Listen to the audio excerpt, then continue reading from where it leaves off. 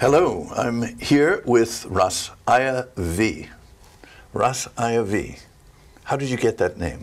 Well, I got the name because I was called VV, which is my registered name, Viral Vassal. So the V has stuck with me when I started and became Rastafari. It was V-Man, V-I. And then Rastafari Virgin came to where I was. And the fact that I was extremely Ital, not using certain type of product, the brother said to me, "You not V-Man, you're a higher V." Higher mean H-I-G-H-E-R. But then I started spelling it I-Y-A-H, higher, which happened was that after that time I found out that the Ya really is the shortened name in Hebrew for Yahweh. So I continued spelling the name I-Y-A-H. Now you're Rastafarian. Yes, I am. What does that mean, that you are Rastafarian? To a Rastafari is somebody who sees, one, who sees Haile Selassie as the returned Messiah. Two, who sees Africa as the cradle of mankind, the cradle of civilization, and the homeland of our ancestors. Three, we believe in the equality of all people, whether you're black, you're white, you're pink, you're yellow, whoever you are. And we believe that we ought to live as close to nature as possible, because the very moment you try to live against nature, then to me it will result in your own detriment. So basically, that's why I'm a Rastafari. And Ital, what does Ital mean? Ital is really the I form. In Rastafari, we create our own vocabulary, so to speak. So for example, in vital, we'll take out the V and say Ital. In unity, U-N-I-T-Y, we'll take out the U and say Inity. But Ital is really a way of life, for example, in our eating, without using any form of chemicals. For example, salt, sugar, and those things. We eat our food how nature provides it. So that's basically what is being Ital. Do you cook your food? No, I don't. I eat live food. Raw food, uncooked food.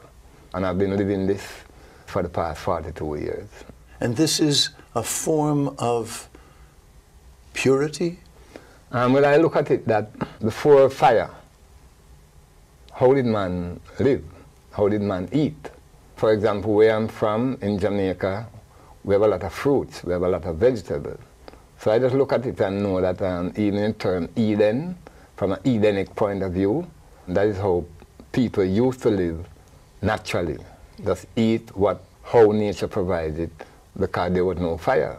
Yet Adam and Eve didn't have a stove. No, they didn't. I don't think fire was invented at the time either. So I just look back at life that way, but I did science in school, chemistry, physics, and biology. And I remember being taught in chemistry that heat above 60 degrees centigrade would destroy your enzymes. Water boils at 100 degrees centigrade, so long before your water is boiled, your enzymes are gone. When your enzymes are gone out of your food, then the whole metabolic process, the digestive process, tend to become more difficult. So that's why I choose not to eat cooked food. Now, you are the leader of the Westmoreland Hemp and Ganja Farmers Association. Right. First off, Westmoreland. What's Westmoreland? Westmoreland is the most westerly parish in Jamaica. Jamaica has 14 parishes, and Westmoreland is the most westerly parish. And hemp and ganja, that's marijuana. Right, it is. And Westmoreland has traditionally been a place where ganja has been grown. And not only ganja, but the best ganja in Jamaica. So you represent the farmers who have grown the ganja in Westmoreland. Right, I do. And what is their interest now as Jamaica looks forward towards decriminalization, legalization, becoming a figure, a player, a contender in a global legalized environment?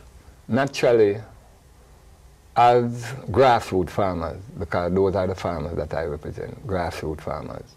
And in general, it is grassroots people who is known throughout Jamaica to be cultivating marijuana as an alternative, as a way of life, because a lot of youth coming out of high schools, even universities, have no jobs.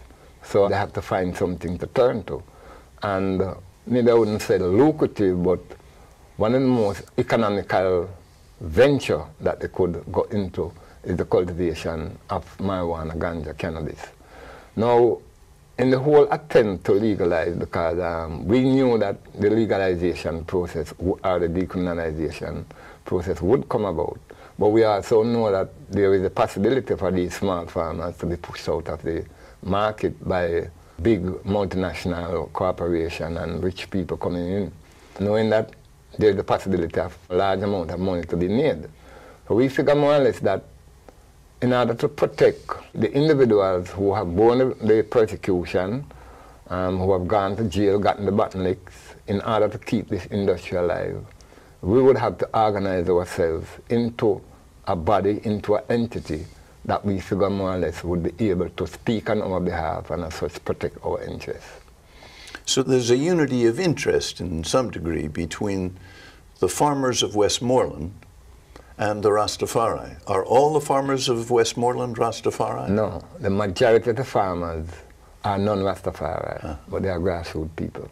But I and I as Rastafari, those who have been at the forefront, because we use herb, you have some people who use herb, but are not brave enough to come out and say, yes, we do use herb, or we plant herb. Rastafari people are people who don't deny using herb. We are brave enough, we are strong enough to say we do use herb. And from the inception of the movement in the 1920s into the 1930s, we, declare that marijuana, ganja, cannabis is a part of our way of life. It is our sacrament, similar to how the Catholic or the Anglican would use bread and wine in their church. But the fact that as grassroots people, Rastafari and traditional ganja farmers, we basically, most Rastafari come from grassroots background.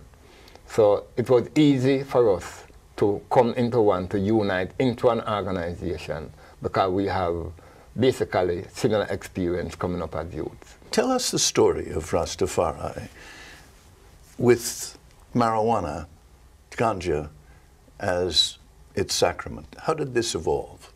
When the movement started out, Haile Selassie was crowned King of Kings in Amrit, Negus, and Agas in 1930, but the movement started before the coronation in the 1920s. Now, herb has been used traditionally by our people for years upon years upon years, long before even the Rastafari movement came into being. The average poor black, the average poor Indian have been known to use herb. But what is noticeable about herb is that most of these people who use herb tend to be community-minded. You'd find these people getting together, burning herb, and then certain type of discussion, certain type of reasoning would emerge. So when the Rastafari, most of who came even in the 20s to say Rastafari was traditional church people, but people who used to use herb. So again, in the 1930s, when the movement evolved after the coronation of Haile Selassie, it was these same people who were traditional churchgoers and traditional herbivores coming into the fore. So basically, they just declare herb as a natural plant to be their sacrament.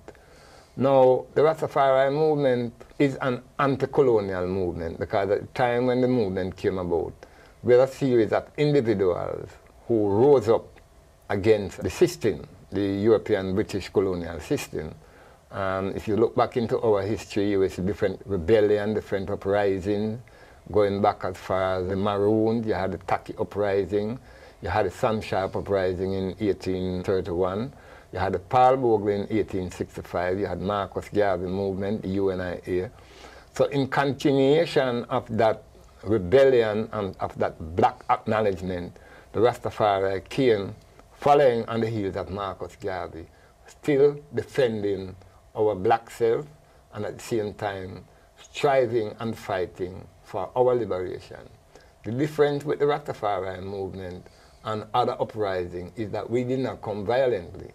We came on the basis that we were trying to get back, and we are still trying to get back, the minds of our people to be what we were, and for them to think of themselves as not being inferior people, but as people who have made vital contribution to world civilization. And if you had to put it in a sentence, what is the message of Rastafari going out? The message of Rastafari is basically peace and love amongst all people, but at the same time, we are the fact that peace can only come when there is justice. So if there is no justice, like even Peter Tosh said, we don't want no peace, we want equal rights and justice. But to me, the only way of guaranteeing international peace is to have international justice.